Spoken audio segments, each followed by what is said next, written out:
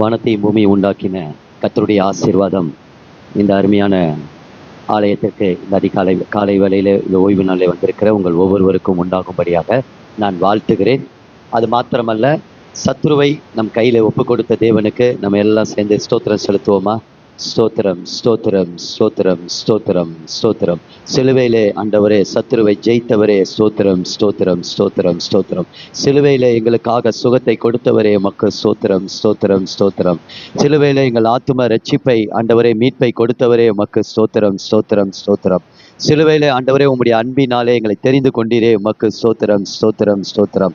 ஆண்டவரே சிலுவையிலே ஆண்டவரே அப்பா நீர் எங்கள் தரித்திரத்தை நீக்கி போட்டீரே உமக்கு ஸ்தோத்திரம், ஸ்தோத்திரம், ஸ்தோத்திரம், ஸ்தோத்திரம் அப்பா. ஆமாண்டவரே, சிலுவையிலே எங்களுடைய விசுவாசத்தினாலே நாங்கள் ஜெயிக்கும்படியாக சிலுவையிலே எங்களை ஆண்டவரே அப்பா உம்முடைய விசுவாசத்தை எங்களுக்குள் கட்டினவரே ஸ்தோத்திரம், ஸ்தோத்திரம், ஸ்தோத்திரம், ஸ்தோத்திரம் அப்பா. ஆமென். சிலுவையில் அவர் எல்லாவற்றையும் வெற்றி சிறந்திருக்கிறார். நாம் ஜெயிக்க போகிறவர்கள் அல்ல, ஏற்கனவே நமக்கு ஜெயத்தை அவர் சிலுவையிலே வைத்து விட்டார். அந்த ஜெயத்துக்குரியவர்களாகத்தான் இந்த இடத்துல நாம் வந்திருக்கிறோம். ஹல்லேலூயா. அதனால ஒன்றுக்கு கவலைப்படாதிருங்கள். நான் இயேசுவின் நாமத்தினாலே வேகமாக நம்ம இன்னைக்கு ஒரு காரியத்தை தியானிச்சு நம்ம இன்னைக்கு ஆவிக்குரிய ஒரு பலனை நாம் பெற்றுக்கொள்ளலாம். ஆகாய் புஸ்தகம், நான் இன்னைக்கு ஆகாயை குறித்து தான் பேச போறேன். ஆகாய் தீர்க்க தரிசன புஸ்தகம் 2 அதிகாரம் தான்.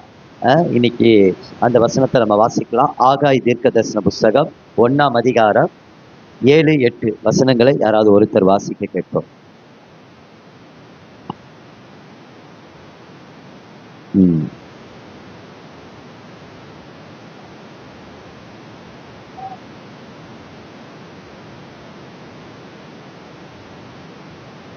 விளங்கும்.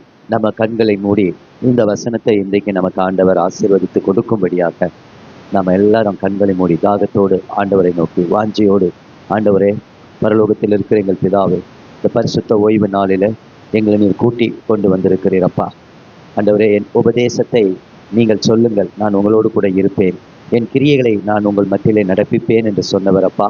இப்போது உம்முடைய வார்த்தையில் இருக்கிற ஆழத்தை, அன்பை, எங்களை குறித்து நீர் வைத்திருக்கிற திட்டத்தை, நோக்கத்தை, ஆண்டவரே அப்பா எங்களுடைய காரியங்கள் என்னவென்று, இன்றைக்கு நாங்கள் எதை செய்ய தவறி இருக்கிறோம், எதை செய்யாமல் போய் இருக்கிறோம் என்பதை ஆவியானவர் இந்த இடத்துல எங்களுக்கு வெளிச்சத்தை காட்டும்படியாக எங்கள் வழிகளை நாங்கள் சிந்தித்து பார்த்து, ஆண்டவரே இதோ வழி, இதிலே நடவுங்கள் என்ற அந்த பூர்வமான வழியிலே நடக்கத்தக்கதாக அந்த சத்தமாக நாங்கள் இந்த இடத்துல வெளிப்படும்படி ஆகாய் எத்தனையோ ஆண்டுகளுக்கு முன்பாக, கிறிஸ்துவுக்கு முன்பாக இஸ்ரவேல் ஜனங்களுக்கு ஒரு சத்தமாய் வெளிப்பட்டது போல இந்த இடத்துல பரிசுத்த ஆவியானவருடைய சத்தம் இந்த இடத்துல வெளிப்படும்படியாக ஆண்டவரே அப்பா இந்த வார்த்தையில் இருந்து ராஜா ஒரு சத்திய வெளிச்சம் டார்ச் லைட்டை போல எங்கள் இருதயத்தில் ஊடுருவும்படியாக ஆண்டவரே லௌகீக பாரங்களும் லௌகீக கவலைகளும் துன்பங்களும் துயரங்களும் மறக்கப்பட்டு ஆண்டவரே உன்னதமானவருடைய ஆண்டவரே மகிமை, உன்னதமானவருடைய சித்தம், உன்னதமானவருடைய விருப்பம், உன்னதமானவருடைய பிரியம் எங்களுடைய விருப்பமும் செய்கையா எங்களுக்குள் மாறும்படி தேவனுடைய ஆவியானவர் அக்கினியா எங்கள் மத்தியில இறங்கி வரும்படியாய் நாங்கள் ஜெபிக்கிறோம்.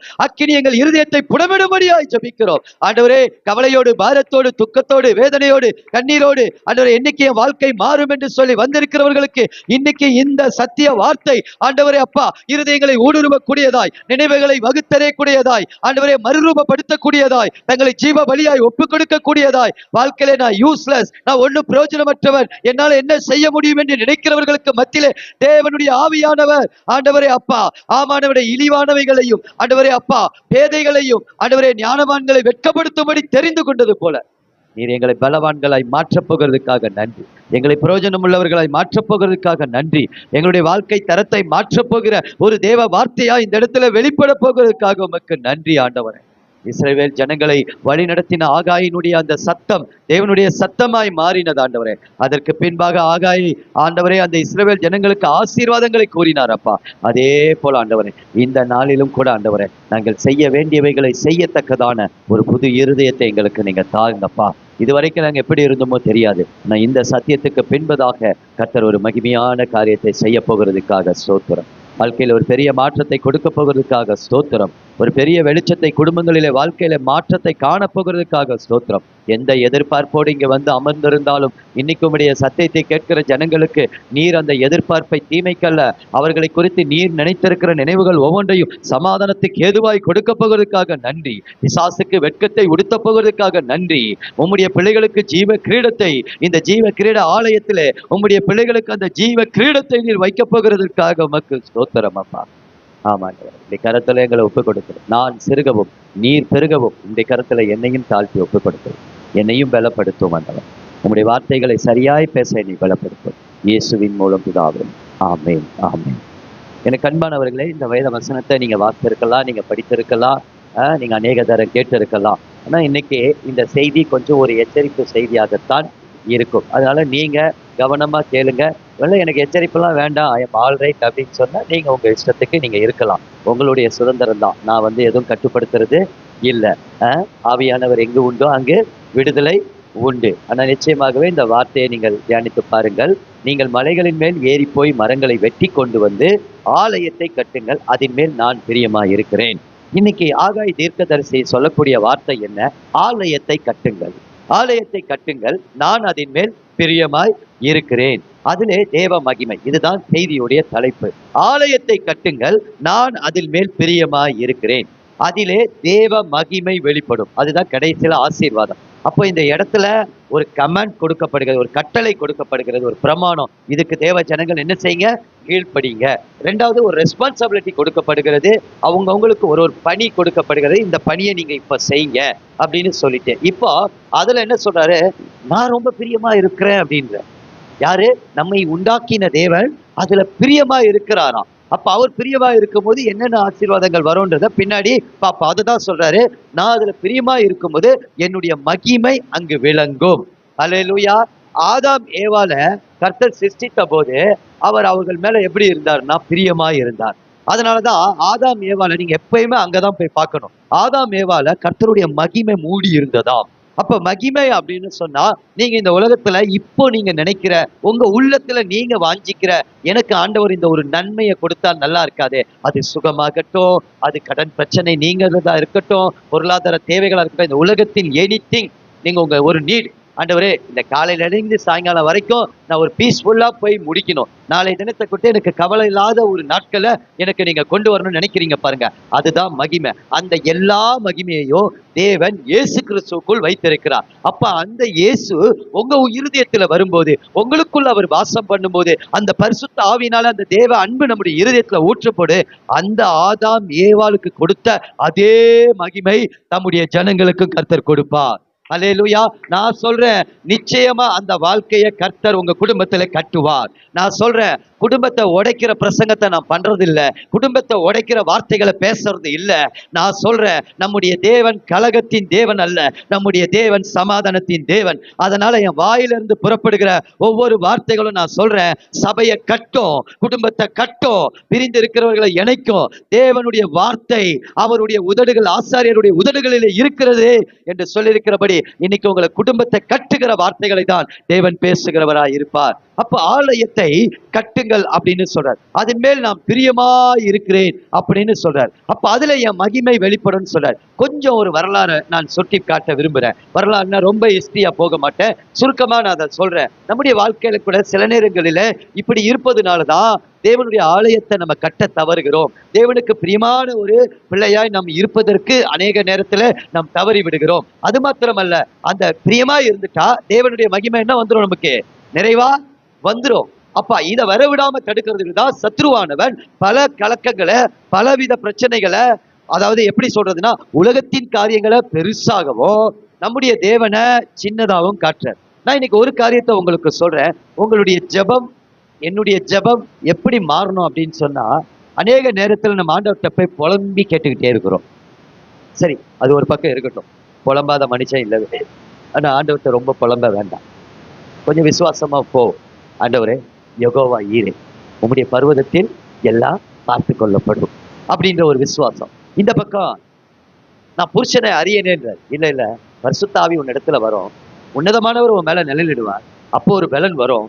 அப்போ உன் கனியின் வயிற்றுல ஏக சுதனா இருக்கிற இயேசு கிறிஸ்து பஸ்காவா அடிக்கப்படுகிற அந்த இயேசு கிறிஸ்து உலக ரட்சகர் உன் கர்ப்பத்துல உண்டாகுவார் அப்படின்னு சொல்றாரு. அப்படி சொன்னோடனே இது நான் தேவனிடத்தில் வந்த காபிரியேல் தூதன் அப்படின்னு சொல்லி வார்த்தை வருது. அதுக்கப்புறம் அந்த அம்மா எப்படி சொல்றாங்க, விசுவாசம் மனுஷனால் எது கூடாதோ அது தேவனால் எல்லாம் கூடனோடனே அந்த அம்மா என்ன சொல்றாங்க, உங்களுடைய வார்த்தையின்படியே ஆக கடவுது. இந்த ரெண்டு விசுவாசத்தை நீங்க உள்ள வாங்கிக்கோங்க. ஒண்ணு யெகோவா ஈரே, ஆபிரகாமுடைய விசுவாசம். ரெண்டாவது உங்களுடைய வார்த்தையின்படியே ஆக கடவுது. 1 கொரிந்தியர் 1:20 வாசித்தீங்கன்னா அவருடைய வாக்கு தத்தங்கள் எல்லாம் கிறிஸ்துவுக்குள் ஆம் என்றும் ஆமீன் என்றும் இருக்கிறது. அந்த வாக்கு தத்தத்தினாலே அவர் தம்முடைய பிள்ளைகள் வாழ்க்கையில அவர் மகிமைப்படுகிறார். ஏன் வாக்கு தத்த பிள்ளைகள் நம்மள சொல்றோம், அவர் மகிமை விளங்குவதற்காகத்தான் வாக்கு தத்தத்தை கொடுத்திருக்கிறார். அப்ப இந்த ரெண்டு காரியம். அப்ப நான் இதுக்கு எதுக்கு சொல்ல வந்தேன்னா, இந்த காரியத்தை மனுஷனால் கூடாதது தேவனால் கூடும். நான் என்ன சொல்ல வரேன்னா, மனுஷனால் கூடுகிற காரியத்தையே ஏன் நம்ம ஆண்டவர்கிட்ட கேட்கணும்? நான் சொல்ற அந்த காரியம் உங்களுக்கு புரியுதா? மனுஷனால் கூடுகிற காரியத்தை பக்கத்து வீட்டுக்காரனும் அதே தான் செய்யறான், மேல் வீட்டுக்காரனும் அதே தான் செய்யறான், எதிர் வீட்டுக்காரனும் அதே தான் செய்யறான். அது மனுஷனால் கூடுகிற காரியத்தை தான் ஆண்டவர்கிட்ட கேட்கிறோம். நான் சொல்றேன், கொஞ்சம் வித்தியாசமா ஜெபம் பண்ணுங்க. மனுஷனால் எது முடியாதோ அதை தேவன் இடத்துல கேளுங்க. அப்ப எதை கேட்கணும்னு ஆண்டவர் சொன்னாரு, வல்லாதவர்களாகி நீங்களும் உங்க பிள்ளைகளுக்கு நல்ல ஈவுகளை கொடுக்க நினைக்கும் போதே பரிசுத்த ஆவியை கேளுங்கள், அவர் உங்களுக்கு கொடுப்பது அதிக நிச்சயம். இதை மனுஷனால் கொடுக்க முடியாது, இது தேவனால் கொடுக்க முடியும். பரிசுத்த ஆவியினால நீங்க நிரப்பப்படும் போதுதான் தேவன் உங்களை வெட்கப்படுத்த முடியாது. உங்க விசுவாசம் பெருகும், உங்க நம்பிக்கை பெருகும், நீங்க தேவன் மேல இருக்கிற அன்பு அளவில்லாது ஊற்றப்படும். அந்த ஊற்றப்பட பெந்தேகோஸ்தே நாள்ல ஏன் காத்திருந்தாங்கன்னா, அவங்களுக்கு தெரியும் இது மனுஷனால பெற முடியாது, மனுஷனால கொடுக்க முடியாது, காசு பணத்தினால பரிசுத்த ஆவியினுடைய வரத்தை வாங்க முடியாது, அது தேவனால் மாத்திரம்தான் கொடுக்கப்படும். ஹல்லேலூயா, ஹல்லேலூயா. அப்போ இஸ்ரவேல் ஜனங்களை கர்த்தர் அழைத்தார். ஆனா இங்க வரலாற்று பின்னணியை பார்க்கும்போது பாபிலோன்ல அடிமைப்பட்டு அந்த அடிமை தேசத்திலிருந்து அவங்க மீட்கப்பட்டு வராங்க. அப்படி மீட்கப்பட்டு வரும்போது இந்த எருசலேம் ஆலயத்தெல்லாம் அவங்க பாபிலோன் கீழ்ப்படியாம போகும்போது பாபிலோனியர்கள் வந்து அந்த ஆலயங்கள் எல்லாம் தீக்கரையாக்கி தரைமட்டமாக்கி ஒன்றுமில்லாம ஆக்கிட்டாங்க. அப்ப இவங்க அடிமைத்தனத்திலிருந்து திருப்பி கர்த்தர் என்ன செய்யறாரு, அன்போடு கூட்டி கொண்டு வராரு. அப்படி வரும்போது அவங்க ஆலயத்தை கட்டுவதற்கு முயற்சி பண்றாங்க. அப்போ முற்பிதாக்களை கேட்கிறாங்க, சாலமோன் கட்டின ஆலயம் எப்படி இருந்தது, அந்த ஆலயத்தை கட்டணுமே அப்படின்னு சொல்லும் போது, அந்த ஆலயத்தை குறித்து சொல்லும் போது முற்பிதாக்கள் சொல்றாங்க, இஸ் எ வெரி ஒண்டர்ஃபுல், அது பயங்கர பிரம்மாண்டமா இருந்தது, அதை போல இப்ப நம்ம கட்ட முடியுமான்னு தெரியல அப்படின்றாங்க. ஒரு பக்கம் அப்படிப்பட்ட ஒரு சோர்வு, இன்னொரு பக்கம் ஆண்டவருடைய ஆலயத்தை கட்டுவதற்கு அடிமைத்தனத்திலிருந்து எழும்பி வராங்க. வந்தவனே வேலையை ஆரம்பிக்கிறாங்க. பார்த்தா ஆலயத்தை கட்ட பிசாசு விடுவானா? யோசித்து பாருங்க. உடனே அங்க இருக்கிற பகைஞர்கள் எழும்புறாங்க, ஒரு மிரட்டல் வருது, அரசாங்கத்தில இருந்து ஒரு எதிர்ப்பு வருது. இப்படி வந்த உடனே இதை நான் எதுக்கு சொல்றேன்னா, 16 வருஷம் இஸ்ரவேல் ஜனங்க ஆலயத்தை கட்டுவதை அப்படியே நிறுத்திட்டாங்க, கட்டவே இல்லை. கட்டாம என்ன பண்ணாங்க, சூழ்நிலை. அப்போ நான் எதுக்கு இதை சொல்ல வரேன்னா, நீங்க ஆலயத்தை கட்டுங்கள், நான் அதன் மேல் பிரியமா இருக்கிறேன்னு கர்த்தர் சொல்றாரு. இப்ப ஆலயத்தை கட்ட விடாதபடி சூழ்நிலை நம்மள தேவனுடைய சில நேரங்களிலே தேவனுடைய நோக்கத்தை, தேவனுடைய இலக்க, தேவனுடைய சித்தத்தை விட்டு நம்மளை விளக்கும். அப்ப அதுலதான் தேவ பிள்ளைக்கு தேவை என்ன வேணும்னா, பரிசுத்த ஆவியினுடைய அபிஷேகம் வேண்டும். நான் அதுக்குதான் இந்த காரியத்தை முதல்ல உங்களுக்கு சொன்னேன். ஏன் நம்ம மனுஷனால் கூடுகிற காரியத்தை நம்ம கேட்க வேண்டாம், அப்பந்தாங்க அப்படின்னா நம்ம போய் உழைச்சிட்டு வந்தா அதுல வர்ற வாழ்வாதாரத்துல அப்பம் கிடைக்கும். புரியுதுங்களா? இதுக்கு தேவன் நமக்கு பெருசா ஒண்ணு செய்யணும்னு அவசியம் இல்லை. ஒவ்வொரு நாளும் நல்ல மனநிலை, நல்ல சமாதானம், பலன், சுகம், ஆரோக்கியத்தை மட்டும் கொடுத்தா போதும். உலகத்தானுக்கே இதை கொடுத்திருக்கும் போது அவருடைய பிள்ளைகளுக்கு அவர் கொடுக்க மாட்டாரா? யோசிச்சு பாருங்க. அப்போ இங்க ஆலயத்தை கட்ட முடியல, 16 வருஷம் ஆலயத்தை கட்ட முடியல. காரணம் ஒரு சோர்வு, எதிர்ப்புகள். அது நிமித்தம் என்னன்னா, சாக்கு போக்குகளை சொல்லிக்கொண்டு சாக்கு போக்குகள் ஆலயத்தை கட்டுவதை என்ன செஞ்சிட்டாங்க, நிறுத்தி விட்டாங்க. ஆனா அது மட்டும் நிறுத்திட்டு தேவ ஜனங்கள் என்ன செய்யறாங்க அப்படின்னா, தங்களுடைய வீடை மச்சிப்பாவுறாங்க, தங்களுடைய வீட்டை கட்டுறாங்க, அதை பயங்கரமா கட்டுறாங்க. அதை குறித்து பெருமை. நீங்க அந்த அதிகாரத்தை வாசித்து பாருங்க. நான் ரொம்ப விளக்கில அதை சொல்ல ஒரு சில காரியங்களை தான் சொல்றேன். பாருங்க, தன்னுடைய வேலை, என் வீட்டை குறித்து பெருமை. பாருங்க, டைல்ஸ் போட்டிருக்கேன், பாருங்க பாத்ரூம்ல பாருங்க டைல்ஸ் போட்டிருக்கேன். அப்புறம் 60 வயசுல வலிக்கு விழுறதுக்கு, ஆமா சேர்த்து வச்சதெல்லாம் அப்புறம் கொண்டு போய் ஆஸ்பத்திரியில கொடுக்கறதுக்கு, இதுல பெருமை வேற. ஆமா பாருங்க, இப்படிதான் இருக்கிறாங்க ஜனங்க. அட்ராக்ஷன், கவர்ச்சி, உலகத்தின் கவர்ச்சி. அப்போ இப்படி ஜனங்க மாறின உடனே அங்க என்ன நடக்குது அப்படின்னு சொன்னா, தேவ மகிமையில தேவ மனுஷனை கர்த்தர் எழுப்புறார். ஒரு தேவ மனிதனை கர்த்தர் எழுப்புறார். நான் எதுக்கு இதை சொல்றேன்னா, இந்த இடத்துல இருந்து ஓய்வு நாளில் உங்க சபை போதகர் மற்ற எத்தனையோ ஊழியக்காரர்கள் இங்கு ஆகாய் தீர்க்கதரிசியை போல வந்து தேவ பிள்ளைகளை எச்சரிப்பின் சத்தத்தை கொடுக்கிறவராய் கர்த்தர் மாற்றுகிறார். ஆகாய் அங்கு எழுப்புகிறார், ஆகாயை கர்த்தர் எழுப்புகிறார், தேவ மனிதனை எழுப்புகிறார். அந்த தீர்க்கதரிசியின் மூலம் என்ன பேசுகிறார்? உங்களுக்குள்ள பொத்தல் பை இருக்கு, இப்ப பர்ஸ் இருக்கு, பாக்கெட்டுக்குள்ள பத்திரமா இருக்கு, ஒரு நம்பிக்கை. ஏன்னா இந்த பக்கம் டிஷ் பண்ணியிருக்காரு. இப்ப இந்த பக்கம் டிஷ் பண்ணாம நான் இப்படி வச்சிருந்தேன்னா, நான் எத்தனை பர்ஸ் வாங்கி வச்சாலும் என்னதான் ஆகும்? கீழே தான் விழும். பொத்தல் பை, நீங்க அதுல வாசித்து பாருங்க. பொத்தல் பை. நான் ரொம்ப நாள் வேலை செய்யறேன், ஆனா எனக்கு வருமானம் கொஞ்சமா வருது. அப்ப அதை தான் அங்க சொல்றாரு. நீங்க அதிகமா வேலை செய்றீங்க, ஆனா கொஞ்சமா அறுக்குறீங்க. அதுவும் பொத்தல் பையில போய் விடுகிறது. வீட்டுல நிக்க மாட்டேங்குது. 5 ரூபாய் 10 ரூபாய் நிக்க மாட்டேங்குது. ஏன் நிக்க மாட்டேங்குது தெரியலையே. சாபமா? முன்னோர்கள் செஞ்ச சாபமா? எவனா திட்டானா? எவனா விச் கிராஃப்ட் வச்சுட்டானா? என் குடும்பம் முன்னேறக்கூடாது? ஒரு மண்ணாங்கட்டியே இல்ல. தேவ பிள்ளைகள் தேவ சித்தத்துக்குள்ள சரியா வரல அங்க. அதனாலதான் பொத்தல் பை, பஞ்சம், வறட்சி, பொருளாதார சீர்குலைவு, ஆவிக்குரிய வாழ்க்கையில ஒரு எழுச்சி இல்லை. ஏன் தெரியுமா? ஆவிக்குரிய தரிசனம். அன்று இஸ்ரவேல் ஜனங்களுக்கு அந்த கட்டிடத்தை, ஆலயத்தை கட்டுவதில் அவர்களுக்கு ஒரு தரிசனம் இல்லை. அவர்களுக்கு ஒரு சோர்வு வந்தது, எதிர்ப்புகள் வந்ததினாலே, பகைஞர்கள் வந்ததினாலே அவர்கள் தேவனுடைய ஆலயத்தை விட்டு தன்னுடைய மச்சி பார்க்கிற வீடை கட்டி கொண்டு அதிலே பெருமிதை கொண்டு இருந்தார்கள். இன்னைக்கு பல பிரச்சனைகளுக்கு நம்ம தேவ சுத்தத்தை நாம் கரத்துல எடுக்காததுதான், தேவ தரிசனம் நமக்குள் இல்லாததான். நான் சொல்றேன், தேவ தரிசனம் ஒண்ணு இருந்தது அப்படின்னா, தேவ சித்தம் உங்களை பிடிச்சிருந்ததுன்னா, நீங்க நல்லா அனாய்டடா இருந்தீங்க, அந்த தரிசனத்துக்குள்ள இருந்தா, நான் சொல்றேன், குழியில தூக்கி போட்டாலும் குழி மூடாது, விற்று போட்டாலும் நீங்க அடிமையாக மாட்டீங்க. பொய்யான வழக்க உங்க பேர்ல போட்டு சிறைச்சாலைக்கு போனாலும் கர்த்தருடைய கிருபை, அந்த அபிஷேகம், அந்த தரிசனம் என்னதான் இருக்குன்னா, உயர்ந்த அடைக்கலத்திலே கர்த்தர் உங்களை வைக்குவார். அல்லேலூயா, அல்லேலூயா. இங்க இஸ்ரவேல் ஜனங்க அதுதான் செஞ்சு தவறு செஞ்சுட்டாங்க. அப்போ ஒரு மனுஷன் தேவை தானே அந்த ஜனங்களோட பேசுறதுக்கு, அந்த ஜனங்களோட கேட்கறதுக்கு. அன்னைக்கு இஸ்ரவேலர்கள் அந்த சத்தத்தை கேட்டு தன்னை ஆண்டவருக்கு ஒப்பு கொடுத்தாங்க. அல்லேலூயா. ஆலயத்தை, ஒருவேளை இன்னைக்கு அவங்க கட்டிடத்தை குறித்து, ஆனா 1 கொரிந்தியர் 3:15 என்ன சொல்றது? இன்னைக்கு அழகா அந்த வார்த்தையை சொன்னாங்க. அந்த நீங்களே அந்த ஆலயம். அப்ப இன்னைக்கு கட்டக்கூடிய ஆலயம் எது? நீங்களே நடமாடுகிற ஆலயம். அப்ப எனக்கு அன்பானவர்களே, இது எதை குறிக்கிறது என்று சொன்னால், புனிதரால் புனிதமாக்கப்பட்டவர்கள் கூடுகிற இடம்தான் சபை. ஹல்லேலூயா. இந்த வார்த்தையை மைண்ட்ல வச்சுக்கோங்க. புனிதரால் புனிதமாக்கப்பட்டவர்கள் புனிதத்தை நோக்கி பிரயாணப்பட்டு போகிற ஒரு கூடுகிற இடம்தான் சபை. எத்தனையோ கூட்டங்கள் இருக்கு, அத்தனை கூட்டங்களிலும் தேவன் வாசம் பண்ணுகிறது இல்லை, அவருடைய பிரசன்னம் இருக்கிறது இல்லை, அவருடைய கிரியை இருக்கிறது இல்லை. எதுக்காக சர்ச்சுக்கு வரணும் அப்படின்னு சொன்னா, இயேசுவின் இரத்தத்தினால் புனிதமாக்கப்பட்டவர்கள், நீதிமானாக்கப்பட்டவர்கள் கூடுகிற இடம்தான் இந்த சபை. இந்த இடத்துல தேவன் வாசம் பண்ணுகிறார், தேவன் உலாவுகிறார், தேவன் தம்முடைய கிரியைகளை பார்க்கிறார். உங்களை மறக்காத ஆண்டவர், உங்களை ரட்சித்த ஆண்டவர், உங்களை முற்றும் முடிய ரட்சிக்க அவர் வல்லவராய் இருக்கிறார். எதுக்காக அவர் ஆலயத்துக்கு கொண்டு வந்திருக்கார்? நான் சொல்றேன், இப்ப தேவன் வாசம் பண்ணுகிறார், தேவன் உலாவுகிறார். உங்களுடைய வழியை அவர் மறக்கல, உங்க கண்ணீரை அவர் மறக்கல, உங்க ஜெபத்தை அவர் மறக்கல, உங்க கிரியைகளை அவர் மறக்கல, உங்க பிரயாசங்களை அவர் மறக்கல. எதையும் மறக்காத ஆண்டவர் பாரத்தோடு தாகத்தோடு கர்த்தருடைய ஆலயத்துக்கு போவோம் வாருங்கள் என்று சொன்ன உடனே நடமாடுகிற ஒரு ஆலயமாக நீங்கள் இங்க வந்திருக்கிறீர்களே, தேவனுடைய வீட்டாராய் குடும்பமாய் வந்திருக்கிறீர்களே, கர்த்தர் உங்கள் மத்தியில கிரியைகளை நடப்பிப்பார். அல்லேலூயா. அப்போ எனக்கு அன்பானவர்களே, அங்கு நமக்கு கொடுக்கப்படுகிற காரியம் என்னவென்று சொன்னால், தேவனுடைய வீட்டிலே வந்திருக்க தேவனுடைய பிள்ளைகளே, ஆலயத்தை கட்டுங்கள். அப்ப நம்முடைய தனிப்பட்ட வாழ்க்கையிலும் நாம் என்ன செய்ய வேண்டும் என்று சொன்னால், இன்னைக்கு இதுல இருந்து ஒரு 3 செய்தியை உங்களுக்கு நான் சொல்ல விரும்புகிறேன். இந்த வசனத்தை மறுபடியும் வாசிக்கலாமா? ஆகாய் 1:8 சத்தமா.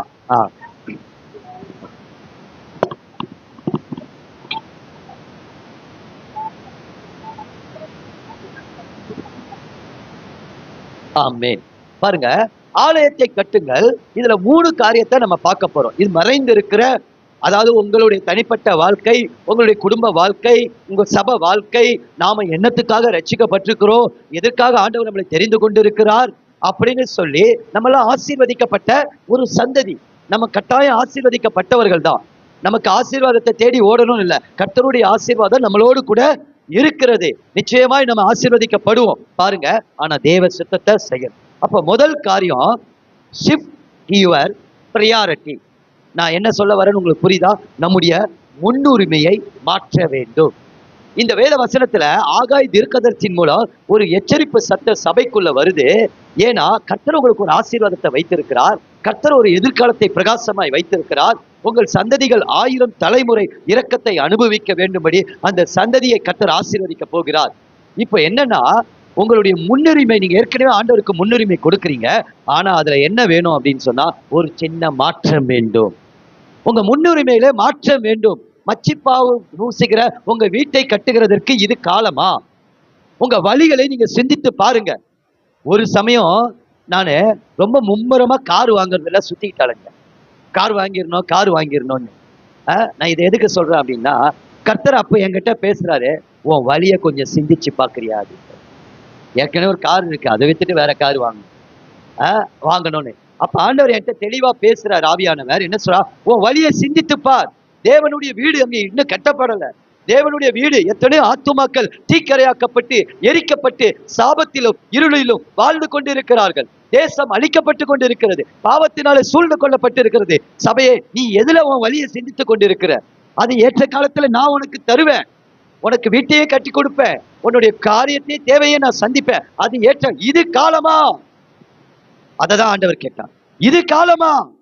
உன் மேல ஒரு அபிஷேகம் இருக்கு, உன் மேல ஒரு ஊழிய பாரம் இருக்கு, உன் மேல ஒரு ஒன்னு குறித்த ஒரு தெய்வீக திட்டம் வச்சிருக்கேன். ஆனா நீ அதை விட்டுட்டு வெளியே வேற பக்கமா போயிட்டு இருக்கு. அன்னைக்கு ஆண்டவர்கிட்ட அந்த எண்ணத்தை மாற்றி, ஆண்டவரை நான் எதற்கு முன்னுரிமை கொடுக்கணுமோ அதற்கு முன்னுரிமை கொடுக்காம என் இருதயத்துல வேற ஒரு சிந்தையோடு நான் போயிட்டு வந்துட்டு இருக்கேன். ஆண்டவரை எனக்கு இது வேண்டாம். நான் என் முன்னுரிமையில ஒரு மாற்றம். அப்ப தேவனுக்கோ நற்கிரியைகளுக்கோ நம்ம கொடுக்க வேண்டிய இடத்தை முதலாவது நம்ம கொடுத்திருக்கிறோமா?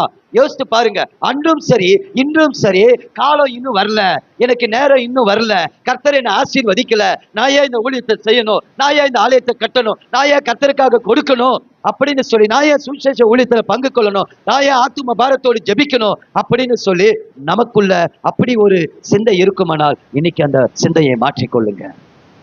இன்னைக்கு அதை மாற்றிக்கொள்ளுங்க. நல்லா யோசித்து பாருங்க. அன்னைக்கு 16 வருஷம் ஆலயம் கட்ட முடியாம இருந்தது. ஜனங்க என்ன ஆசீர்வாதத்தை பெற்றாங்க? பஞ்சம் தான் இருந்தது, பொத்தல் பை தான் இருந்தது, பொருளாதார சீர்குலைவு தான் இருந்தது, ஆவிக்குரிய வாழ்க்கையில எழுச்சி இல்ல. ஒய்? தேவன் என்னத்துக்காக நம்மளை அழைத்து கொண்டு வந்தாரோ அதை செய்யாம நம்ம வேற ஒரு காரியத்தை நம்ம சிந்தனையில வைத்து கொண்டு இருந்ததுனாலதான் அங்க அவ்வளவு பெரிய. அதுக்குதான் ஆகாய் தீர்க்கதரிசிகளா. அப்ப ஷிஃப்ட் யுவர் பிரியாரிட்டி. எனக்கு நான் எதற்கு முன்னுரிமை கொடுக்குறேன்? நல்லா ஆனஸ்டா பதில் சொல்லுங்க. நாளைக்கு குடும்பத்தோடு டூர் போறோம் அப்படின்னா உங்க இருதயம் எவ்வளவு சந்தோஷமா இருக்கும்? கொஞ்சம் பிராக்டிக்கலா பேசுவோமா? எவ்வளவு குதூகலம் சிஸ்டர் தெரிகிறாங்க. ஐயோ அந்த நாள் வராதான்ற மாதிரி யோசிக்கிறாங்க. கட்டாயம் இருக்கும். நான் இருக்கட்டும், அதெல்லாம் நான் தப்பு இல்லை. அதே இது ஒரு ஹோட்டலுக்கு போய் ஃபேமிலியா சாப்பிட போறோம்னு சொன்னோன்னே எவ்வளோ ஒரு ஹாப்பி இருக்கும். யோசிச்சு பாருங்க. அதுக்கு எவ்வளோ ப்ரியாரிட்டி. அந்த இருதயம் பாருங்க அப்படியே அப்படியே பொங்கும். அது மாத்திரம் இல்ல, ஷாப்பிங் போனோம்னு சொல்லிட்டா போதும், ஐயோ என் கணவர் ஷாப்பிங் கூட்டுவேன், இன்னைக்கு மொட்டை அடிச்சிட வேண்டித்தான். அதுக்கு எவ்வளவு ஒரு முன்னுரிமை நம்ம கொடுக்கிறோம். ஆனா நல்லா யோசிச்சு பாருங்க. ஜபத்திற்கோ நன்மை செய்வதற்கோ நம்முடைய ஆன்மீக வாழ்க்கையை சீர்படுத்துவதற்கோ நமக்கு என்ன இல்லைன்னா நேரம் இல்லை. இன்னைக்கு பிசாசு என்ன செய்கிறான்னா நேரம் இல்லை. ஏன்னா நீங்க நேரத்தை கொடுத்தீங்கன்னா கர்த்தர் பிரியமா இருப்பார். நல்லா தெரிஞ்சுக்கோங்க. நேரம்னா நீங்க ரோட்ல நின்று 4 பேரோட பேசுறது, உங்க கணவன் மனைவியோட பேசுறது, அதெல்லாம் இல்ல. கர்த்தருடைய ராஜ்யத்தை கட்டுவதற்குன்னு நீங்க கொடுக்கிற நேரம் எல்லாம் கணக்குல எழுதப்படும்.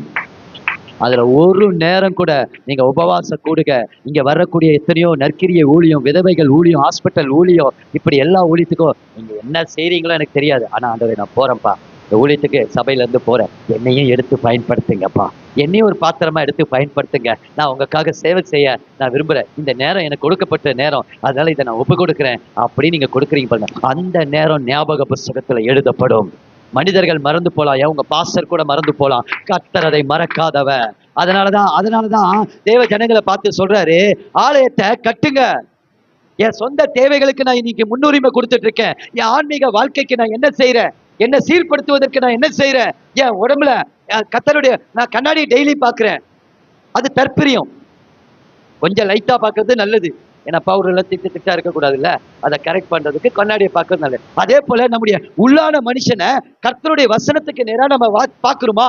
என் இருதயத்துல எவ்வளவு தீட்டு இருக்கு, என் இருதயத்துல எவ்வளவு அழுக்கு இருக்கு, இல்ல கரர் அதிகமா இருக்கா, அலங்கார குறைச்சலா இருக்கா? அப்ப அது ஒரு கண்ணாடி. வசனத்தினால நம்ம இருதயத்தை பார்த்து ஆராய்ந்து சீர்படுத்தணும். சுத்திகரிப்பு கூட்டம் வைக்கிறாங்க. எதுக்கு? நம்மளை சீர்படுத்துவதற்கு. சபையில ஆராதனை எதற்கு? நான் தேவனோட கனெக்ட் ஆவறதுக்கு. எனக்கு நேரம் இல்லை, பிஸி பிரதர், பிஸி. இந்த பிஸின்னு வார்த்தையை சொல்லாதீங்க இனிமேட்டு. எனக்கு பிடிக்காத வார்த்தை தான் பிஸி. பி அண்டர் சாத்தான் யோக். பிஸினா என்ன வார்த்தை? நான் ரொம்ப பிஸி பிரதர், ஊழியத்துல ரொம்ப பிஸி பிரதர், ஆனா ஜீவியத்துல ஜீரோ பிரதர். எனக்கு ஊழியத்துல அப்படியே அப்பாயின்மெண்டா வந்துகிட்டே இருக்கு பிரதர், ஆனா பாருங்க ஜீவியத்துல ஜீரோ. அதை தான் சொல்ல வரேன். அப்ப பிஸி இல்லை. பிஸினா சாத்தான் உங்க மேல ஒரு அழகான கட்டைய போட்டு, உங்களை நுகத்தடியை போட்டு கயிறு போட்டு கட்டி வச்சிருக்கிறான்னு அர்த்தம். Busy busy.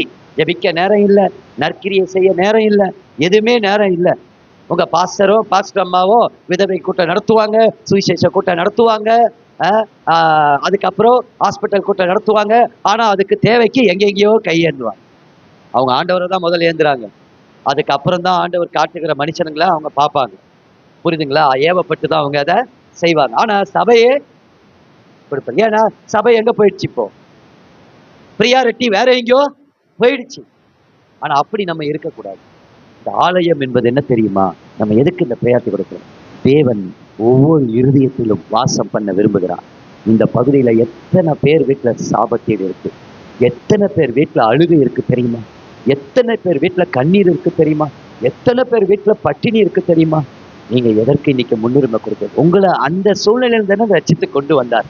இன்னைக்கு உங்க குடும்பத்தை, உங்க ஆலயத்தை ஆண்டவர் கட்டியிருக்காரு. அப்ப அவங்க ஆலயத்தை கட்டணும்னா நம்ம எதற்கு முன்னுரிமை கொடுக்கணும்? சீரியல் அதை வேற உட்காந்து அப்படியே பார்த்துக்கிட்டு இருக்காது. சில பேர் நைட்டு தான் சீரியல். இப்பதான் பிரதர் நேரம் கிடைச்சது. என்ன பிரதர் கொஞ்ச நேரம் கூட பார்க்க விட மாட்டேங்கிறீங்க? டூரு போய் குடும்பம் அழிஞ்ச குடும்பம் எது தெரியுமா? பைபிள்ல இருக்கு, யாராவது சொல்லுங்க பார்ப்போம். தப்பா சொல்றேன்னா மன்னிச்சிருங்க. டூர் போய் அழிஞ்ச குடும்பம் நகோமி குடும்பம். பஞ்சத்தை சுட்டி காட்டி அவங்க அந்த ஊர்ல இருந்து வேற ஊருக்கு வந்துட்டாங்க. ஏன்னா லக்ஸூரியா வாழ முடியல. திருவிழா பார்க்க போய் அழிஞ்ச குடும்பம் உங்க ஐயா சொல்றேன். யோசிச்சு பாருங்க. அந்த குடும்பம் போய் யாக்கோப்பு பொண்ணு ஊர் ஊரா சுத்தி திரிந்து கெட்டு திரிஞ்சு திரும்பி வந்தான். யோசிச்சு பாருங்க. அப்போ நம்ம எதற்கு முன்னுரிமை கொடுக்கிறோம்? இதனாலதான் தேவனுடைய ஆசீர்வாதம் நம்ம வீட்டுல தங்கி இருக்கிறது இல்லை. கஷ்டமான சூழ்நிலை இருக்கலாங்க, தரித்திரமான சூழ்நிலை இருக்கலாம். பிரதர் நீங்க சொல்ற மாதிரி என் வாழ்க்கை இல்லை பிரதர், என் வாழ்க்கை ரொம்ப கஷ்டம்தான் பிரதர் அப்படி நீங்க நினைக்கலாம். கவலைப்பட முன்னுரிமையா ஆண்டவருக்கு கொடுங்க.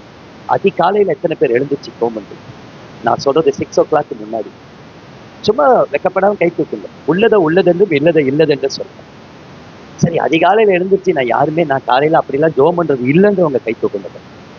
அவங்களுக்கு முதல் கை தட்டுங்க. எல்லா சபையார் கை தட்டுங்க. ஏன்னா தேவனுக்கு முன்னாடி அவங்க உண்மையை பேசுனாங்க. அனனியா சப்பீராளை போல வஞ்சித்து வைத்து அவங்க பொய் சொல்லல.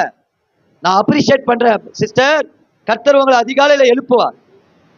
உங்களுடைய பலவீனத்தை நீங்க ஒத்துக்கிட்டதுனால அந்த இடத்துல தான் தேவன் உங்களுக்கு பலனை கொடுக்க போகிறார். நீங்க அதிகாலையில் எழுந்துச்சு ஜோமனுங்க.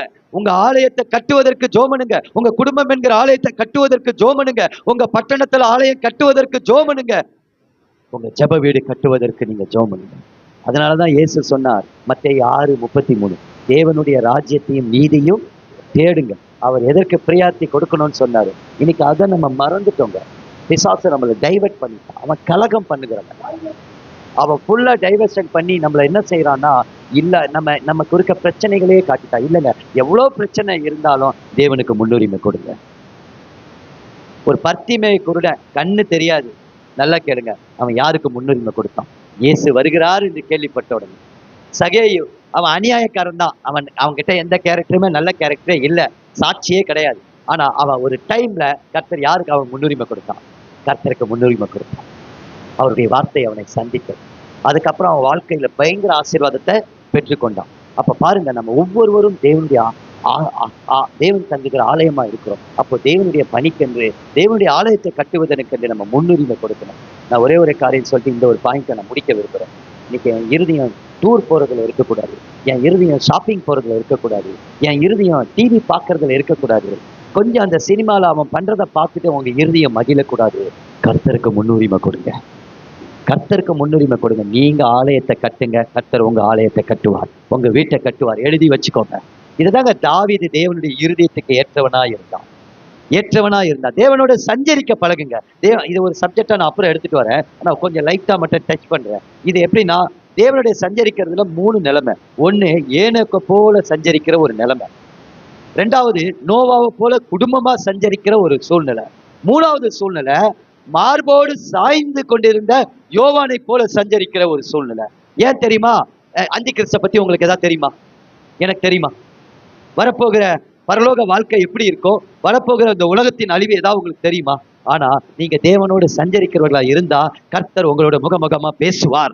அப்ப யோவான் மூலியமா கர்த்தர் பேசுனதுதான் வெளிப்படுத்தின நிருபம். அந்த இடத்துல 7 சபைகளை குறித்து, 7 குணங்களை குறித்து, மணவாளன் வருவதை குறித்து, மணவாட்டியை குறித்து எல்லாவற்றையும் அங்கு தெளிவாய் திட்டமாய் ஆண்டவர் நமக்கு சொல்லிக் கொடுத்தார். தேவனோடு சஞ்சரிக்கிறவர்களாய், தேவனுக்கு முன்னுரிமை கொடுக்கிறவர்களாய் மாறுங்க.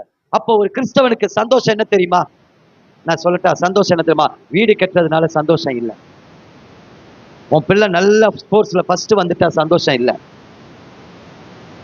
உன் பிள்ளை படிப்புல ஃபர்ஸ்ட் வந்துட்டா சந்தோஷம் இல்லை.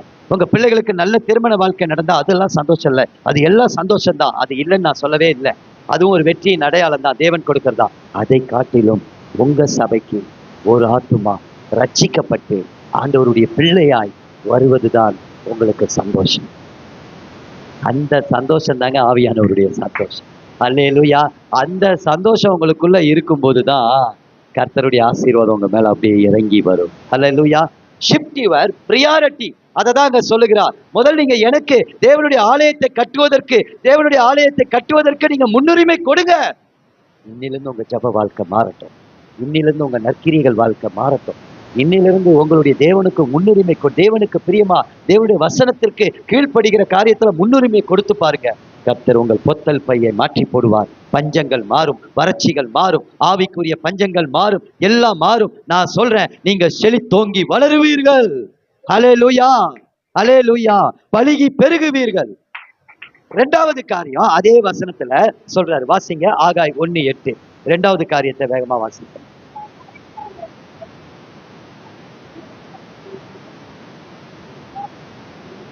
அப்ப இங்க ஆலயத்தை கட்டுவதற்கு 2வது என்ன சொல்லுகிறார்? Effort and action. எழுதிக்கோங்க. Effort and action. அதாவது உழைப்பு தேவை. எஃபர்ட், அதுக்கான ஒரு உழைப்பை நம்ம கொடுக்கணும். அது மாத்திரமல்ல, அது ஒரு முயற்சியாவும் இருக்கணும். சும்மா சோம்பேறியா உட்காந்துட்டு இருக்கக்கூடாது. மலையில ஏறி போய் மரத்தை வெட்டிட்டு வர்றது சாதாரண விஷயமா? யோசித்து பாருங்க. மலைகள் ஏறி போய் மரத்தை வெட்டிட்டு வாங்க, அவைகளின் மேல் நான் பிரியமா இருக்கிறேன். அப்போ ஒரு எளிதான காரியம் அல்ல தேவனுடைய ஊழியத்தை செய்யறதுக்கு. வேர்வை சிந்தனை, அல்லேலூயா, அர்ப்பணிப்பு வேணும். நம்ம வாழ்க்கையில எண்ணங்களில மாற்றம் வேண்டும். நம்ம தேவனுக்காக இதை செய்யறோம் அப்படின்னு. அப்போ டைம், ஆண்டவருடைய ஊழியத்தை செய்வதற்கு நேரம் செலவிடப்படணும். இதெல்லாம் செய்யணும். இதுதான் உழைப்பு, இதுதான் முயற்சி. தேவனுடைய வேலையை செய்யறது சாதாரண விஷயம் அல்ல. அப்ப பாருங்க, அப்பதான் நாம நம்முடைய உள்ளான ஆலயம் என்ன செய்யணும்னா கட்டப்படும். அப்போ நம்முடைய தேவனுடைய வீடு கட்டப்படுவதற்கு நம்ம என்ன செய்யணும்? உழைக்கணும். இயேசு 3 வருஷம் ஊழியம் செய்தார். அவர் எப்படி செஞ்சார்? நடந்தே போய் ஊழியம் செய்தார். அப்போஸ்தலர் பவுல் எப்படி ஊழியம் செய்தார் தெரியுமா? யாருக்காவது ஒரே வசனத்துல சுட்டி காட்டுட்டா? அந்த ஒரே வசனத்துல அவர் செய்தார். அந்த ஒரே ஒரு வசனத்துல அவர் ஊழியத்தை குறித்து அழகா சொல்லியிருக்காரு. வாசிக்கலாம். அப்போஸ்தலர் 20:19 வாசிக்கலாம்.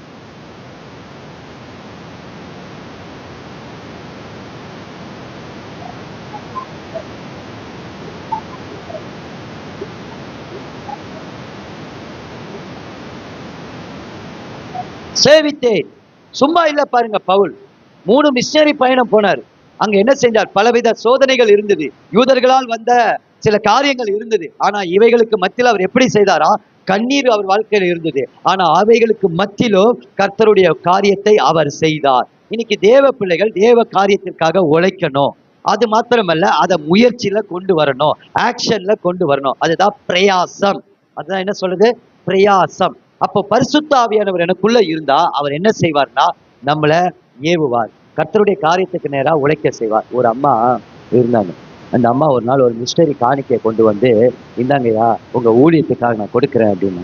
அப்போ இவ்வளவு பெரிய தொகையை எப்படிமா நீங்க கொடுத்தீங்க ஊழியத்துக்காக அப்படின்னு சொன்னாங்க. அப்போ உங்களால இவ்வளவு பெரிய தொகை கொடுக்க முடியாது, நீங்க எப்படி கொடுத்தீங்க அப்படின்னா, ஐயா நான் ஒரு வருஷம் கர்த்தருடைய ஆலயத்தை கட்டுவதற்காக, கர்த்தருடைய வீடு கட்டப்படுவதற்காக ஒரு பெரிய அப்பார்ட்மெண்ட்ஸ்ல அத்தனை மாடி ஏறி இறங்கி சாமான் தொலைச்சி அதுல வந்த அந்த வருமானத்துல என் குடும்பத்தின் தேவைக்கு சாப்பாட்டுக்கு போக மீதியை நான் எடுத்து பொருத்தனையோடு அந்த ஒரு வருடம் சேமித்து நான் இந்த ஆலயத்தை கட்டுவதற்கு கொடுத்தேன். யோசித்து பாருங்க. அதனாலதான் இருக்கிறதுல எடுத்து கொடுக்கறத ஆண்டவர் பெருசா பார்க்கல, இருக்கிறதையே கொடுக்கறது தான், தனக்கு உள்ளதையே கொடுக்கறது தான் ஆண்டவர் பார்த்தா. அல்லேலூயா. நான் என் வாழ்க்கையில இதை சாட்சியா சொல்லுவேன். ஒரு சமயம் நாங்க சிறுக சிறுக ரொம்ப கஷ்டத்துல இருந்த நாட்கள், ஒரு 15 வருடங்களுக்கு முன்பாக. அப்போ பாத்தீங்க அப்படின்னு சொன்னா கொஞ்சம் கொஞ்சமா காசை குறி சேர்க்கிற மாதிரி சேர்த்து ஒரு குறிப்பிட்ட ஒரு 15,000 ரூபாவை சேர்த்தோம். சேர்த்த உடனே என்ன சொன்னோம்னா, குடும்பமா நம்ம எங்கேயாவது இந்த வாட்டி டூருக்கு போகலாம் அப்படின்னு சொன்னோம். சரி டூருக்கு போகலாமா வேணாமான்னு ஆண்டவரை விசாரிக்கலான்னு சொல்லிட்டு காசு வந்துருச்சு.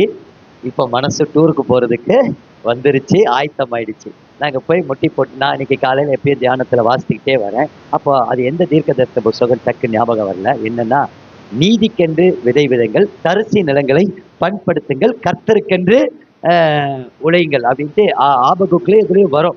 இந்த வசனத்தை படிச்ச உடனே ஆவியானவர் எனக்குள்ள இப்ப பேசுறாரு. என்னன்னா, யாரையெல்லாம் இடிஞ்சு கிடக்கு, என் சபையில வாலிப பிள்ளைகள் எல்லாம் உடைஞ்சு கிடக்குறாங்க, என் பிள்ளைகள் எல்லாம் சீர்கட்டு போய் கிடக்குறாங்க, நீ போய் சுகமா போய் டூர் சுத்த போறியா? அந்த காசை நீதிக்காக வித, நீதிக்காக வித, உன்கிட்ட இருக்கிறது அவ்வளவுதான் எனக்கு தெரியும், ஆனா நீ அதை வித அப்படின்னு சொல்லும் போதுதான் 15 வருடங்களுக்கு முன்பாக பம்மத்து குளத்துல வாலிபர் கூட்டத்தை நாங்க நடத்தணும். அல்லேலூயா, அல்லேலூயா. அன்னைக்கு பரியாசம் பண்ணாங்க, என்னையா சிஎஸ்ஐ காரனை கூப்பிட்டுருக்கிறிய, எப்படியா இருக்கும் அனாயிட்டிங் தெரியும், இதற்கு ஞாபகம் இருக்கா என்னன்னு தெரியல, அப்படிலாம் சொன்னாங்க. என்ன பேச போறாரு அவரு, அவர் வந்து என்ன ஊழியம் செய்ய போறாரு, ஐயா இருங்க பொறுத்திருந்து பாருங்க எல்லாம் சரியா நடக்கும் அப்படின்னு சொல்லி அன்னைக்கு கர்த்தர் அநேக வாலிப பிள்ளைகளை ஆலயமாக கர்த்தர் மாற்றினார். அந்த உழைப்பு, அந்த பிரயாசம், என் தகப்பன் எங்களை மறந்து போகவில்லை, எங்களை நல்லா வச்சிருக்கிறாரு. இன்னைக்கு வரைக்கும் எங்க குடும்ப வாழ்க்கையை நல்லா வச்சிருக்கிறாரு. இந்த அலங்கத்துக்குள்ள சுகமும், இந்த அரண்மனைக்குள்ள சமாதானமும் உண்டாது. உழைப்பு, பிரயாசம், இயேசுவின் நாமத்திற்காக நீங்க காட்டுகிற அந்த அன்பின் பிரயாசத்தை என் தேவன் மறந்து போவது அல்ல. தேவன் அந்த கிருபையை பெருக செய்வாராக. எபிரேயர் 6:10 வாசிப்போமா? ஆண்டவருக்காக பிரயாசப்படுங்க. இன்னைக்கு நீங்க அதை ஒப்பு கொடுத்து பாருங்களேன். நான் இன்னைக்கு அதை சும்மா சிம்பிளா சொல்லிட்டேன், நீங்க வேர்வை சிந்தனுங்க ஆண்டவருக்காக. பாருங்க பாருங்க, உங்க கிரியைகளையும் பரிசுத்தமானவர்களுக்கு ஊழியம் செய்கிறதையும் செய்து வருகிறதையும் பாருங்க. ரெண்டுமே சொல்றாரு, செய்ய போறீங்க, செய்து வருகிறீங்க. அவர் நாமத்திற்காக நீங்கள் காண்பித்த ஹல்லேலூயா. சபையை உயிர்த்தெழுந்துங்க. இது உயிர்த்தெழுந்த வார்த்தை. நீங்க மற்றவங்களுக்காக, உலகத்துக்காக ஒரு பிரயாசம் எடுத்தீங்கன்னா தேவன் அதை மறந்துடுவாரு. தேவன் அது உங்களோட அந்த சந்தோஷம் உலகத்தோட போயிடும். ஆனா கர்த்தருக்காக ஒரு கலசம் தண்ணீர் கொடுத்தாலும் அதை இம்மையிலும் மறுமையிலும் மறக்கானவர். ஹல்லேலூயா, ஹல்லேலூயா, ஹல்லேலூயா. செலவு, அதான் இந்த வார்த்தையை சொன்னாங்க, செலவு பண்ணப்படவும் செலவுப்படவும் வேண்டும் என்று கர்த்தர் சொன்னாங்க. ஆலயத்தை கட்டுங்க, ஆலயத்தை கட்டுங்க, பிரயாசப்படுங்க. ஆமா, இன்னைக்கு வாலிபர் கூட்டங்கள்லாம் இன்னும் ஒன்றும் நடந்த மாதிரி தெரியல, ரொம்ப நாள் ஆன மாதிரி இருக்கு. ஆமா, எனக்கு அது ஒரு பாரமா தான் இருக்கு. ஏன்னா அறுப்பு மிகுதி, வேலையாட்களும் கொஞ்சம். அது அறுப்புக்கு ஆட்களை அனுப்பும்படி எஜமான இடத்துல வேண்டிக் கொள்ளுங்கள், ஜோமுடுங்க. உங்க டைமை ஆண்டவருடைய முழங்காலில் நின்று ஒரு தேசத்துக்காக, ஒரு காரியத்திற்காக, வாலிப பிள்ளைகளுக்காக, சிலவித பாவ கிரியைகள் தேசத்தில் நடக்கிறது, அதற்காக, அரசாங்கத்திற்காக, எல்லா மனுஷர்களுக்காக, எல்லாம் நம்ம நல்லா வாழணும், நம்ம தேசத்துல வாழணும் அப்படின்னா உங்க நேரத்தை முழங்காலில் முடிஞ்சு நீங்க ஜெபிங்க. இன்னைக்கு எத்தனையோ ஊழியர்கள், மோகன் சி அண்ணா எவ்வளோ ஜப பாரத்தை கொடுத்துக்கிட்டே இருக்கிறாங்க, எவ்வளோ பேர் கொடுக்குறாங்க. அதெல்லாம் காலங்களை பயன்படுத்திக்கோங்க. ஆகாய் தீர்க்கதரிசி போல எத்தனையோ பேர் எச்சரிப்பு கொடுக்குறாங்க அப்படின்னு சொன்னா அவங்க நல்ல ஊழியர்கள் நீங்க எழுதிக்கோங்க. அவங்க உங்களுடைய ஆவிக்குரிய ஆசீர்வாதத்தை விரும்புறாங்கன்னு எழுதிக்கோங்க. ஆமா, ஆசீர்வாதம்ன்றது உங்களுக்கு தானா வரும். நீங்க தேவனுடைய ஆவிக்குரிய காரியத்தை கையில எடுக்கும்போது, சகோதரிமார்களே, வீட்டுல நீங்க எவ்வளவு தனிமையா நேரத்துல இருக்கிறீங்க, உபவாசம் இருங்க, கண்ணீரோடு ஜெபம் பண்ணுங்க, உங்க கணவருக்காக ஜெபம் பண்ணுங்க, உங்க கணவர் ரட்சிப்புக்காக ஒரு பிரயாசம் எடுங்க. நீங்க தான் சம்மா போல நிக்கணும். சத்துரு அந்த நிலத்தை அள்ளி கொண்டு போக வந்து கொண்டு இருக்கிறான். ஆனா பரிசுத்த ஆவியானவர் உங்களுக்கு கொடியேற்றும்படி ஜெப ஆவியை ஊற்றுங்க, பிரயாசப்படுங்க, முயற்சி செய்யுங்க. தேவனுடைய ராஜ்யம் வெறும் பேச்சில அல்ல, நான் அதை செஞ்சிருவேன் இதை செஞ்சிருவேன் அல்ல, தேவனுக்கு இன்னைக்கு அர்ப்பணிங்க, ஒரு பிரயாசம் எடுங்க. தேவன் அதை மாத்திரம் மறந்து போகவே மாட்டான். ஹல்லேலூயா. கர்த்தருக்காக செயல்படுங்க, கர்த்தர் பெரிய காரியங்களை செய்வார். அதனால்தான் மலையில போய் அதை வெட்டி கொஞ்சம் கஷ்டம் இருக்கும். முழங்கால பாருங்க, வீட்டுல போய் பாருங்க, ஒவ்வொருவரும் உங்க முழங்கால கொஞ்சம் அப்படி எட்டி கண்ணாடியில குனிஞ்சு பார்க்க முடியலன்னா எட்டி கண்ணாடியில பாருங்க, காய்ப்பு பிடிச்சிருக்கான்னு பாருங்க. இனி காய்ப்பு பிடிக்கணும். என்ன பிடிக்கணும்? காய்ப்பு பிடிக்கணும். அங்க காய்ப்பு பிடிச்சது அப்படின்னு சொன்னா உங்க இருதயத்துல ஒரு பாரம் இருக்குன்னு அர்த்தம். நீங்க தேவ ராஜ்யத்துக்காக உழைக்கிறீங்கன்னு அர்த்தம், பிரயாசப்படுகிறீங்கன்னு அர்த்தம். பாக்ஸிங் குத்தி இந்த இடம்லாம் காய்ப்பா இருக்கும் தெரியுமா? கராத்தையில மண்ணுக்குள்ள கைவிட்டு காய்ப்பா இருக்கும். நான் வாலிப நாட்கள்ல குத்தி காய்ப்பாயிடுச்சு. இந்த இடம்லாம் காய்ப்பாயிடும். மூட்டையை போட்டு ரூம்குள்ள போட்டு குத்துன்னு குத்துவோம். அப்போ தெரியல சாத்தான் தான் நம்மளை குத்திக்கிட்டு இருக்கிறான்ட்டு. ஆனா இப்போ ஆண்டவர் முழங்கால முடக்கி சாத்தானை குத்த வச்சு. ஹல்லேலூயா. ஆயுதம் அங்க மாறி போச்சு. அதனால உங்களுக்கு விரோதமா உருவாக்கப்படுகிற ஆயுதம் எது தெரியுமா? முழங்கால நில்லுங்க. முழங்கால நின்று என் தேசம் ஆசீர்வதிக்கப்படட்டும், என் சபை ஆசீர்வதிக்கப்படட்டும், என் சபையில இருக்கிற வாலிபர்கள் ஆசீர்வதிக்கப்படட்டும், ஆண்டவரே என் கணவர்கள் ரட்சிக்கப்படட்டும்னு சொல்லி உங்களை விலை மதிக்க முடியாத நேரத்தை எப்படி ஜெபிக்கணும் தெரியுமா? வேர்த்து விறுவிறுத்து. ஏன்னா ஆவியானவர் இறங்க உங்க உடம்பு என்ன ஆகும்னா அனலாகும். நீங்க அனலா ஜெபிக்க தேவன் இந்த பாடியில ஒரு காரியத்தை வச்சிருக்கிறாரு. அந்த அனலை போக்குவதற்குத்தான் வேர்வை சுரபி நமக்கு கொடுத்திருக்கிறார். உங்க உடம்புல இருக்க ஹீட்டை குறைக்கும். நீங்க நல்லா அப்படி ஆவியில மகா பரிசுத்தாவில ஜெபம் பண்ணுங்க. நான் சொல்றேன், கர்த்தர் உங்களை மறந்து போக மாட்டார், உங்க சபையை மறக்க மாட்டார், உங்க உழைப்பை மறக்க மாட்டார். கர்த்தருக்காக நீங்க எடுக்கிற ஒரு பிரயாசத்தை அவர் மறந்து போவதற்கு அவர் அநீதி உள்ளவர் அல்ல. நீங்க வர விருத்தி அடைந்து நீங்க வர பெருகுவீங்க. ஹல்லேலூயா, ஹல்லேலூயா. கடைசியா சொல்லி ஒரு காரியத்தை முடிச்சிடுறேன். தேவன் அதுல பிரியமா இருக்கிறார். அந்த வசனத்தை மறுபடியும் வாசிங்களேன்.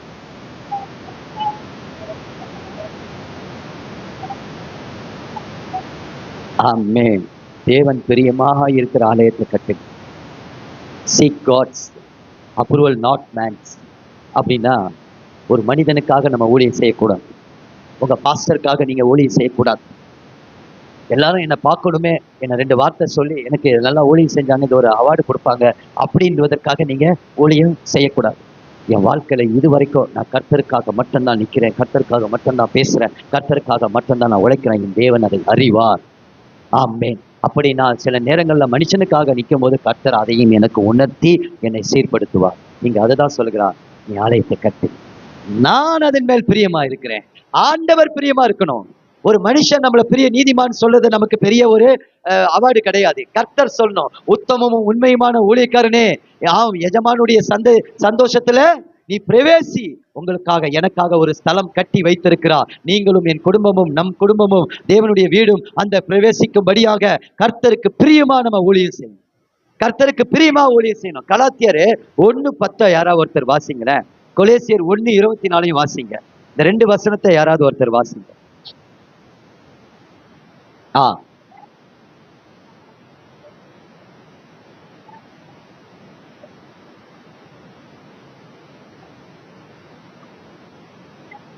அல்லவே. அப்போ அங்க பவுல் ரொம்ப ஒரு தெளிவான காரியத்தை சொல்றாரு. என்ன சொல்றாருன்னா, நான் மனுஷனை பிரியப்படுத்துகிற ஊழியக்காரனா இருப்பனால் நான் தேவனுக்கு பகஞ்சனா இருக்கிறேன்னு சொல்லுகிறான். அப்ப அதை ஒரு பாயிண்ட் நோட் பண்ணிக்கோங்க. அதை மனுஷனுக்கு என்று செய்யாமல் மனப்பூர்வமாய் செய்யுங்கள். இதுதாங்க ஆகாய் சொல்றேன். நான் அதில் பிரியமாய் இருக்கிறேன்,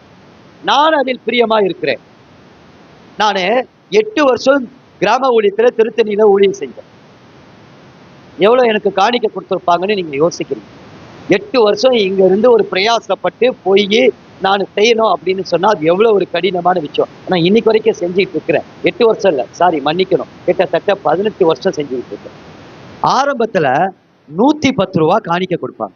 என் கூட கூட்டிட்டு வந்த நிறைய ஊழியக்காரங்க, இங்க வந்தா காணிக்க கிடைக்காது, இங்க வந்தா புகழ் கிடைக்காது, இங்க வந்தா எங்களுக்கு ஒண்ணும் கிடைக்காதுன்னு சொல்லிட்டு 2-3 ஊழியத்துக்கு மட்டும் வந்துட்டு அதுக்கப்புறம் அவங்கள தனியா கூப்பிடும் போது அவங்க வரல. 110 ரூபா காணிக்க கொடுப்பாரு. அந்த 10 ரூபாய் திருத்தணி ரயில்வே ஸ்டேஷன்ல இருந்து அந்த கீச்சலம் கிராமத்துக்கு போறதுக்கு 5 ரூபாய் 5 ரூபாய் 50 ரூபா. எனக்கு முதல் 110 ரூபா எதுக்கு கொடுக்குறான்னு தெரியாது. சரி கொடுத்தாரு, சோத்திரம் பண்ணி வாங்கி வச்சுக்கிட்டேன். அப்புறம் தான் நானே கணக்கு போட்டேன். என்னன்னா, எலக்ட்ரிக் ட்ரெயின்ல சென்ட்ரல்ல இருந்து திருத்தணிக்கு 25 ரூபா 25 ரூபா டிக்கெட்டுக்கு, மீதி 50 ரூபா நீ கழுத எதையா சாப்பிட்டுக்க. அத்தனை வருஷம் ஊழியர் செஞ்சேன். கர்த்தருக்கு பிரியமான அந்த ஊழியத்தை செஞ்சு கிராமங்கள் தோறும் போய் ஓடணும், உழைச்சோம். இன்னைக்கும் அந்த ஆர்வம் உற்சாகக்குள்ள. ஆனா ஒரு டைம்ல நான் சோர்ந்து போனேன். அப்பதான் ஆண்டவர் என்ன பிரியமா வந்து ஒரு வார்த்தையை சொன்னார். ஒரு 8-10 வருஷம் ஆச்சு. அந்த டைம்ல சொன்னேன், ஆண்டவரே இவ்வளோ நாள் இங்க ஊழியம் செய்யறேன், என்ன பலன் ஆண்டவரே, போய் அப்படியே கத்திட்டு வர, சொல்லிட்டு வர, என்ன பலன் ஆண்டவரே அப்படின்னு ரொம்ப இருந்த போது கர்த்தர் என் மேல பிரியமா இருந்ததுனால எனக்கு அடுத்த வாரம் ஒரு ரிசல்ட்டை கொடுத்தார். அடுத்த ஒரு அந்த அந்த அந்த ஜெபத்தை பண்ணிட்டு நான் சோர்வா போறேன். நல்ல ஒரு செய்தியை தான் எடுத்துட்டு போனேன். தேவன் தம்முடைய தயவுள்ள விருப்பத்தையும் செய்கையும் நம்மில் உண்டாக்குகிறார்னு பிலிப்பியர்ல இருந்து ஒரு வசனத்தை எடுத்துட்டு போனேன். அப்போ வந்து பாத்தீங்கன்னா அங்க ஒரு டெத்து. அப்போ இன்னைக்கும் சர்வீஸ் போச்சோ அப்படின்னு நினைச்சேன் கிராமத்துல. ஆனா அவங்க என்ன பண்ணிட்டாங்க, ஒரு வீட்டு வெராண்டால கூடி அங்கதான் ஆராதனை நடக்குது. அந்த இடத்துல தான் பேசுறேன். அப்போ அந்த செய்தி முடிஞ்ச உடனே கர்த்தர் அந்த இடத்துல இருந்த ஒரு 8 வாலிப பிள்ளைகளை கர்த்தர் போட்டார். 8 வாலிபர்களும் அன்னைக்கு தன்னை ஒப்பு கொடுத்தாங்க. அப்பதான் நான் சொன்னேன், நீ எனக்கு ரொம்ப பிரியண்டா, நிறைய பேரை கூப்பிட்டேன்டா, இவ்வளவு தூரம் பிரயாசப்படுறதுக்கு யாரும் உழைக்கிறதுக்கு ரெடியா இல்லடா, ஆனா நீ மாத்திரம் தாண்டா உழைக்க ரெடியா இருந்த. அவர் என்னை ரட்சித்தார். அந்த அன்பின் பாத்திரத்தை எடுத்துக்கொண்டு நான் அவருக்காக ஓடுவேன், அவருக்காக நிற்பேன், அவருக்காக நான் பேசுவேன், அவருக்காக நான் நிற்கும் போதுதான் கர்த்தர் அதுல பிரியமா இருக்கிறார். அந்த 8 பேர் இன்னைக்கு ரட்சிக்கப்பட்டு இன்னைக்கு நல்ல ஆலயத்துல ஊழியம் செய்து இன்னைக்கு அந்த பசங்க நல்லா பெரிய பெரிய துறையில அதிகாரியா மாறி இன்னைக்கு போயிருக்காங்கடா. இதுக்காக தான்டா தொடர்ந்து அந்த ஆத்துமாக்களை தொடரணும். இன்னைக்கு தொட்டுடலாம், நாளைக்கு தொட்டுடலான்னு. ஆனா நீ சோர்ந்து போயிட்டல, அதனால அடுத்த வாரம் உன்னை உற்சாகப்படுத்துவதற்கு நான் அந்த காரியத்தை செய்தேன்னு சொல்லி ஆண்டவருக்காக உற்சாகமா ஊழியம் செய்யுங்க.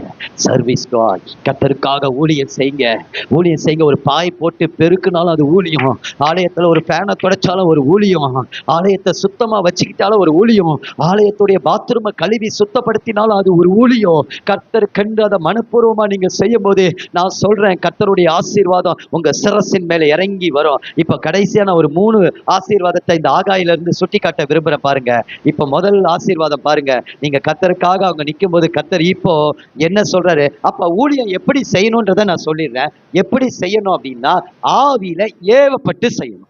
என்ன செய்யணும்? ஏவப்பட்டு செய்யணும். ரோமர் 8ல நீங்க வாசிச்சீங்கன்னா வாசித்து பாருங்க. ஆவிக்கும் மாம்சத்துக்கும் உள்ள வித்தியாசத்தை அங்க கொடுத்துட்டே வருவார். அதுல ஒரு வார்த்தை வரும், என்னன்னா, யார் ஆவியினால் வழி நடத்தப்படுகிறார்களோ அவர்கள் யாரா?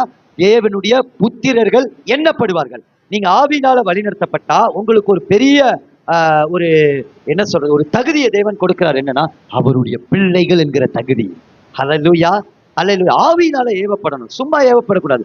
ஆவியினால ஏவப்பட்டு ஊழியத்தை செய்யணும், ஆவியினால ஏவப்பட்டு நற்கிரியை செய்யணும், ஆவியினால ஏவப்பட்டு நன்மை செய்யணும், ஆவியினால ஏவப்பட்டு கர்த்தருடைய வார்த்தையை பிரசங்கிக்கணும், ஆவியினால ஏவப்பட்டு நீங்க ஒவ்வொரு காரியத்தை செய்யும் போதுதான் தேவனுடைய ஆசீர்வாதத்தை, அந்த மகிமையை நீங்க பார்க்க முடியும். இப்ப இங்க வாசிங்க, ஆகாய் 2:14 பாருங்க. இப்ப இவங்க இந்த காரியத்தை வந்து சொன்ன உடனே, இதனாலதான் உங்களுக்கு கிடைக்கல, இதனாலதான் உங்களுக்கு பொத்தல் பை, இதனாலதான் நீங்க எல்லாத்தையும் அதிகமா உழைக்கிறீங்க, கொஞ்சமா வருமானம் வருது, வருமானம் நிக்கல, உங்க குடும்பத்துல பயம் வருது, திகில் வருதுன்னு ஒன்னொன்னா அங்க ஆகாய் சொல்லிட்டே வந்துட்டு 14வது வசனத்துல வாசிங்க.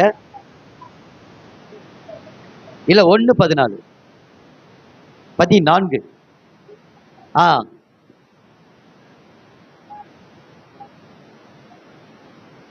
ஆவிய முதல்ல யார ஆவியை எழுப்புறாரு? செருபாபேலுடைய ஆவியை எழுப்புறாரு. அடுத்து ஆசாரியன் தேவையில்ல, ஆலயம் கட்டணும்னா அந்த ஆசாரியனுடைய ஆவியை எழுப்புறாரு. அடுத்து பாருங்க. இப்ப அதோட முடிஞ்சிருதா? இல்ல பாருங்க, அடுத்து பாருங்க. ஜனத்தின் மீதியான எல்லாருடைய ஆவியை எழுப்பினார். அசோசியேட் ஆஃப் காட் கிங்டம், தேவனுடைய ராஜ்யம் கட்டி எழுப்பப்பட வேண்டுமானால் நாம் எல்லாரும் ஒன்றின வேணும். அழைக்கப்பட்டவர்கள், தெரிந்து கொள்ளப்பட்டவர்கள், உண்மை உள்ள பரிசுத்தவான்கள் எல்லாரும் சேர்ந்து தேவனுடைய ஆவியினாலே வேலை செய்யணும். தேவனுடைய ஆவியினால நிக்கணும். ஒரு பக்கம் யுத்தம், ஒரு பக்கம் நெகேமியாவை போல அலங்கத்தை கட்டணும். ஹல்லேலூயா. நான் சொல்றேன், இந்த செய்திக்கு அப்புறம் உங்க ஆலயம், உங்க ஜெப வீடு சீக்கிரமாய் கட்டி எழுப்பப்படணும். ஹல்லேலூயா. என்ன பண்ணுவீங்களோ ஏது பண்ணுவீங்களோ தெரியாது, ஆலயத்தை கட்டுங்கள். நான் அதன் பேர் பிரியமா இருக்கிறேன். அந்த பகுதியில, அந்த இடத்துல அநேக ஜனங்கள் எனக்கு உண்டு, அநேக ஜனங்கள் எனக்கு உண்டு, அநேக ஜனங்கள் எனக்கு உண்டு.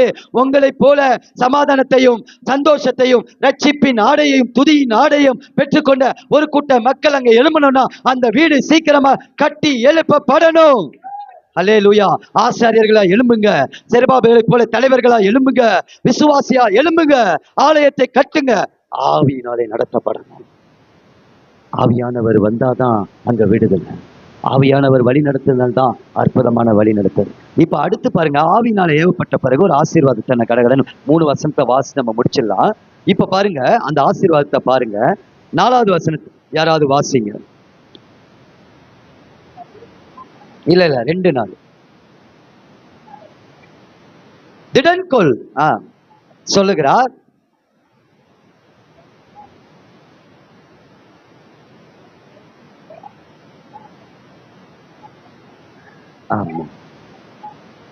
சொல்லுகிறார். அப்ப இங்க ஒரு ஆசீர்வாதம் என்னன்னா, திடன் கொள்ளுங்கள். அப்ப தேவ ஜனங்களுக்கு என்ன சொல்றேன்னா, ஐ எம் வித் யூ, நான் உங்களோடு இருக்கிறேன். நீங்க ஆவியினால ஏவப்பட்டு கர்த்தருடைய ஊழியத்தை செய்யும் போது நான் உங்களோடு இருக்கிறேன், உங்களை தனியா விட மாட்டேன், நான் உங்களோடு கூட இருக்கிறேன். இது எவ்வளவு பெரிய ஆசீர்வாதம், யோசித்து பாருங்க. தேவன் நம்மோடு கூட இருக்கிறார். அடுத்த வசனம் வாசி. புறப்பட்ட போது வார்த்தையின்படியே பயப்படாதீருங்க. 2வது என்ன சொல்றாரு, நான் உங்களோடு இருக்கிறேன், நீங்க பயப்படாதீங்கன்ற. உங்க தேவ வார்த்தை உங்களோடு இருக்கு. அந்த வாக்கு தத்துவம் நிறைவேறும். எகிப்து தேசத்துல இருந்து நான் ஒரு உடன்படிக்கை பண்ணல. ஆண்டவர் எதை மறக்க மாட்டார் தெரியுமா?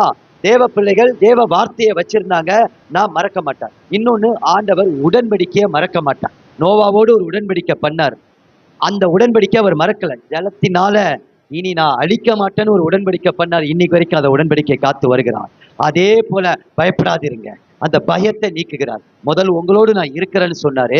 2வது பயத்தை நீக்குகிறவராய் வாக்கு தத்தத்தை உங்களுக்கு நிறைவேற்ற கூடவே அவர் இருக்கிறேன்னு சொன்னாரு.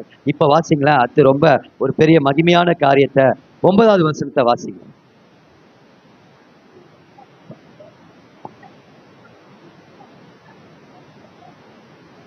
சேனைகளின் கர்த்தர் சொல்லுகிறான். இந்தின ஆலயத்தின் மகிமை யாரு?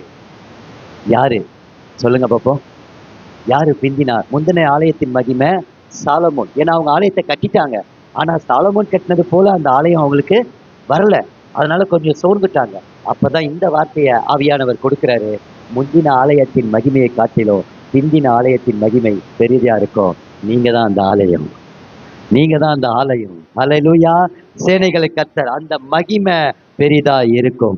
அதான் அந்த மகிமை உங்க மேல இருக்கும். அத சாலமோன் கட்டின ஆலயத்துக்கு கர்த்தர் சொன்னார், ஆசாரியர்கள் ஊழியம் செய்ய முடியாதபடி இரவும் பகலும் அவருடைய கண்கள் அதன் மேல் நோக்கமா இருந்தது போல உங்க மேல கர்த்தர் இரவும் பகலும் நோக்கமா இருந்து கர்த்தர் உங்களை ஆசீர்வதிப்பார். அதனாலதான் ஆகாய் 2:19 சொல்கிறார், நான் இன்று முதல் உங்களை ஆசீர்வதிப்பேன் என்று சொல்லுகிறார். நம்ம எல்லாரும் எழுந்து நிற்போமா?